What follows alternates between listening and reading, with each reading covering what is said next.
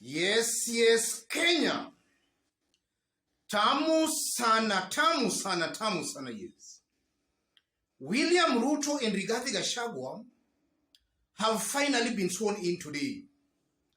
And there are some remarks Rigathi and William Ruto made. Remarks I want us to have a look at here, for they are going to form the basis of our analysis and discussion right now. Before we do that, in case you are watching us for the very first time, subscribe, give this video a like. Yes.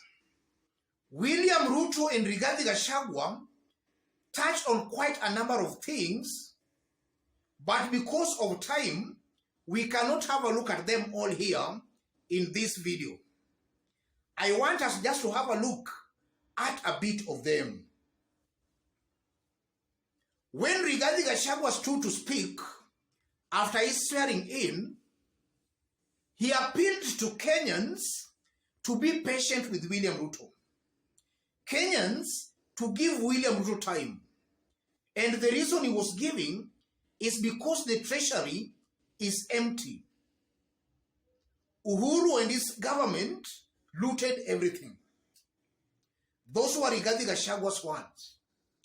In that Rigathi Gachagua was indirectly telling Kenyans that if William Ruto will not be able to fulfill on his campaign promises, it's because they inherited an empty treasury from Uhuru Kenyatta's regime. That's what I can make of the remarks by Rigathi Gachagua, telling Kenyans to be patient, to give William Ruto time. And then he went on attacking Uhuru's regime. And then William Ruto stood to speak.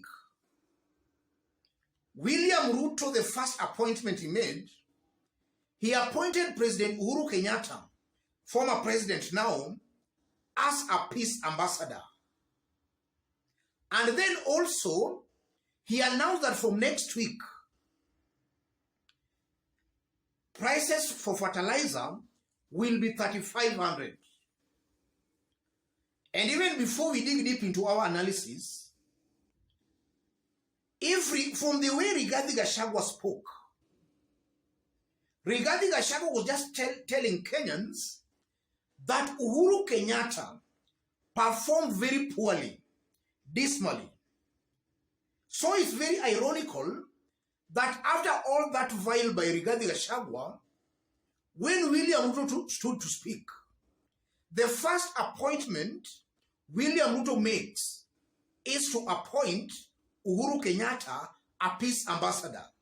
Somebody who was looted and messed the economy. Somebody we expected William Ruto should have not even given any appointment, or rather should have not even appointed for any position, because he has looted the country. But nonetheless, William Ruto appoints him as peace ambassador. In this video, I want us to dig deep to see exactly the games being played here. But before we dig deep, let's listen into Peter Munya speaking on 1st April this year about fertilizer prices.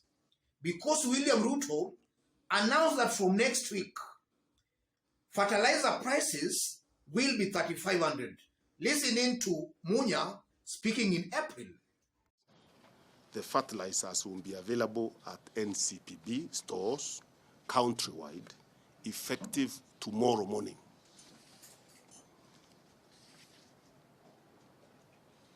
NCPB will sell the fertilizers at agreed subsidized prices to stabilize the prices of critical fertilizers to the Kenyan farmer.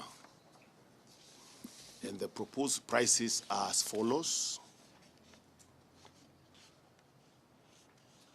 Fertilizer type and the price, I'll read the list.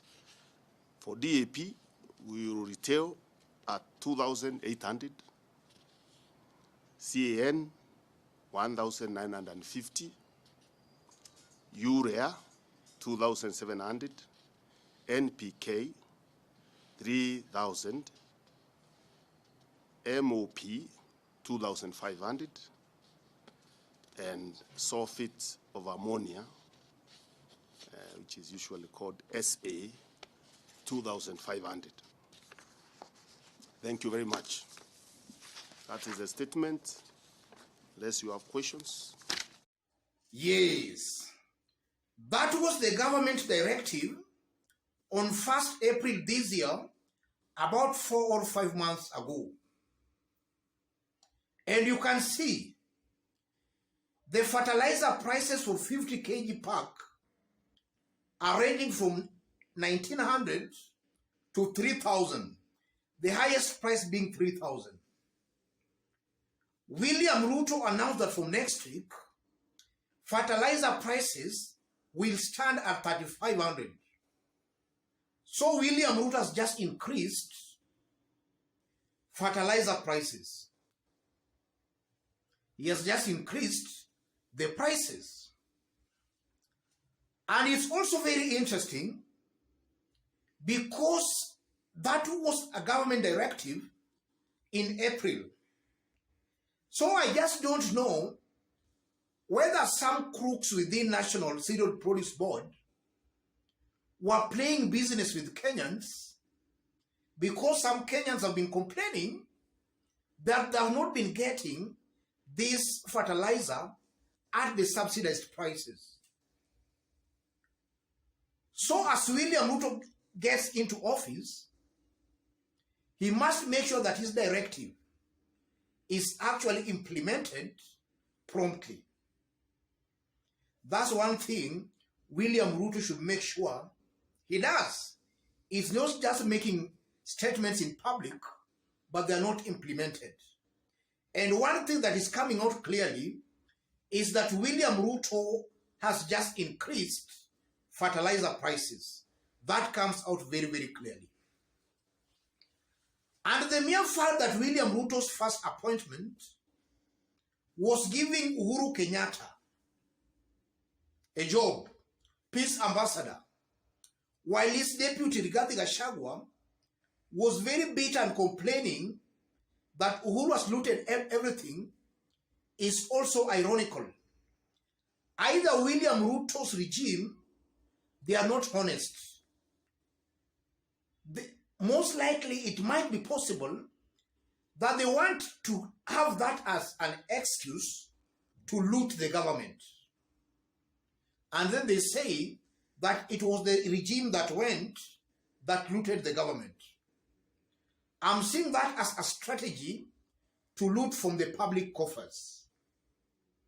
Because if Uhuru Kenyatta is that bad, somebody who has looted the country, we expect naturally William Ruto to be angry with him, not to give him a job again.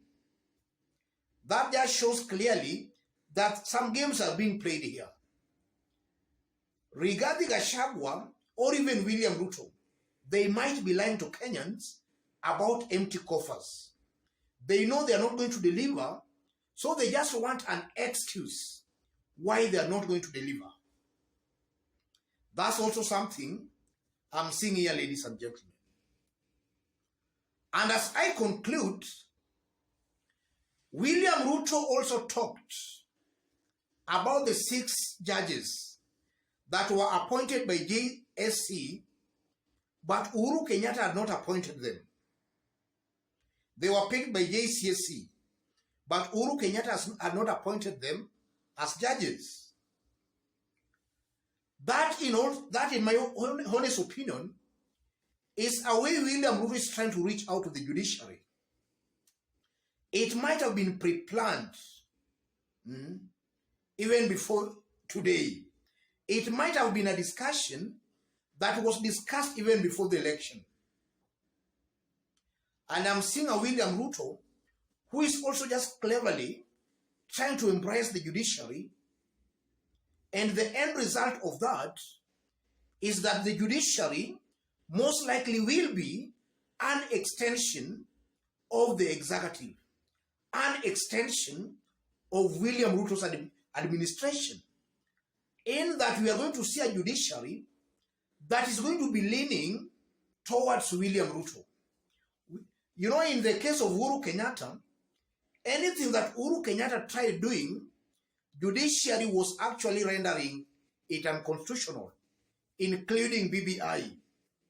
But in this case of William Ruto, I'm seeing a very high possibility where judiciary will be leaning towards William Ruto. Any appointment or any decision William Ruto will be making, judiciary will be giving them approvals. And that's also just one way of entrenching a William Ruto's dictatorship. That's also something I'm seeing here. And then William Ruto also talked about free democratic space. But I consider those as just talks, because if you look at the people surrounding William Ruto, they are not very good people. Look at Moses Kuria, Didmas Baraza, Rashid Echesa. These are people who I honestly believe do not understand the language of democracy. So unless William Ruto keeps them off from him, then William Ruto might not actually achieve much as far as democracy is concerned. Those are people who have shown clearly and they have proved that they care nothing about democracy. Let me stop it there, ladies and gentlemen. But just as I did indicate when we were starting, in case you are watching us for the very first time, subscribe, give this video a like. And to our fans and subscribers here, I'm very much humble, very grateful for the kind of support you are giving me here. And to any other person who wants to have a discussion with me, or to share information with me, or even to support this channel, I've pinned my number on the comment section. Contact me through the number, or you can channel any contribution or support to the number. Let's meet in our next analysis.